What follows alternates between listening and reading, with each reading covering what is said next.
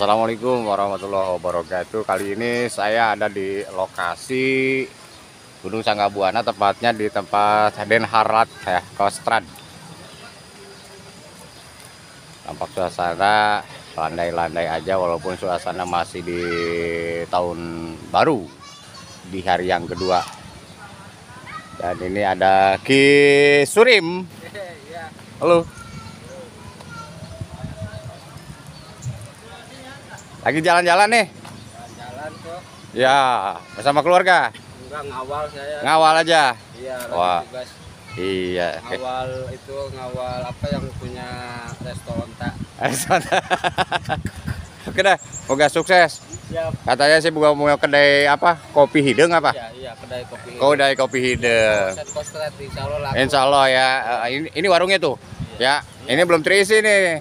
Nah, nanti kopinya kopi hidung. Isi ya. Oke, terima kasih.